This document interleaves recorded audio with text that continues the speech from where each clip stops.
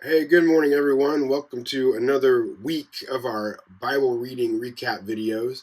And this week we got to start the book of Leviticus.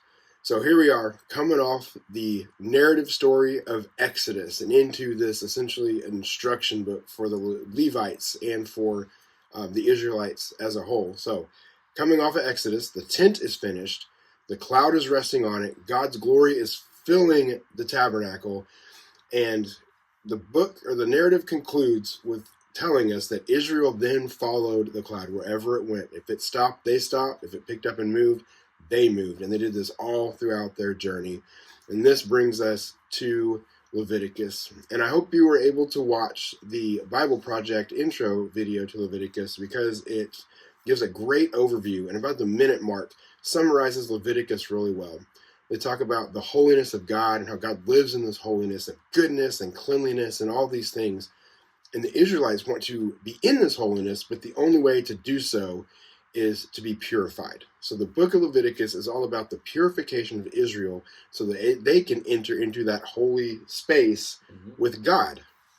Yeah, and so the chapters we've seen so far in Leviticus, I really think there's something to be said here about the sickness and disease, and when they declare people unclean, followed by this danger of it spreading to others in the camp. I don't think it's that people back then had no idea about these things, but the fact that God was entering into this conversation and offering wise instructions just shows a lot about his involvement and how much he cares about his people. And isn't this also how sin and rebellion work in a community as well? Yeah. Then and now. So just notice how involved the priests are. They acted as health inspectors and even medical examiners. And as we talked this morning, I'm glad that's not part of our modern job description. Right. That would not be fun. But in a very real sense, the spiritual shepherds are meant to be this for God's people. Yeah, so think about all these things that are taking place now, and then fast forward 1,500 years, and you have grown up learning about the Levitical laws all your life from a very young age, even memorizing the laws of leprosy as you memorize the Torah.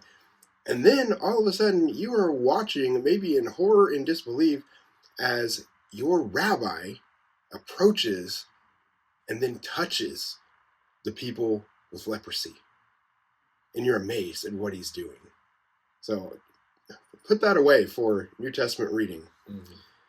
And then we come to our final words this week in Leviticus 15. And for me, it's one of the hardest few chapters to read in the Bible, very explicit about disease and cleanliness and uncleanliness. But what's it showing us? What's at stake is that if disease and unclean practices go unchecked, people will get sick and will suffer and die, as Cam was talking about earlier with rebellion and sin.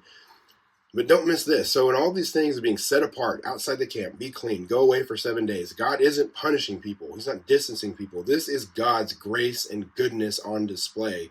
So, in all these laws, He's giving instructions to avoid unnecessary suffering and death. And in Leviticus 11, we first see where God calls the Israelites to be holy because He is holy. Yeah, so there's a lot already going on in the book of Leviticus, and it's not close to being finished. But some cool things to say here at the end as we wrap up.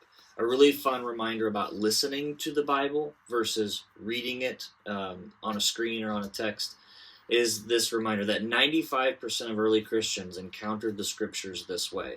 The vast majority of people a long time ago were illiterate, and so they needed the word read out loud to them. So if you listen to the Bible in the car or in the morning with breakfast or something like that, just know that's not a cheap way out. It's the tradition of faith that we've lived in for thousands of years. And so, of course, if you haven't already, go back and watch the Bible Project's video introduction to Leviticus. And Pastor Chambers was telling me earlier that he'll go a few chapters in and just go back and watch it again and go a few more chapters and like, what's going on here? What's God trying to communicate to the original audience? And the Bible Project always does a great job of that.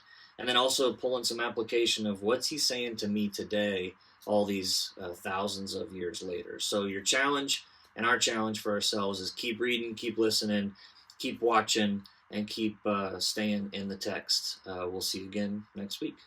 Have a good one.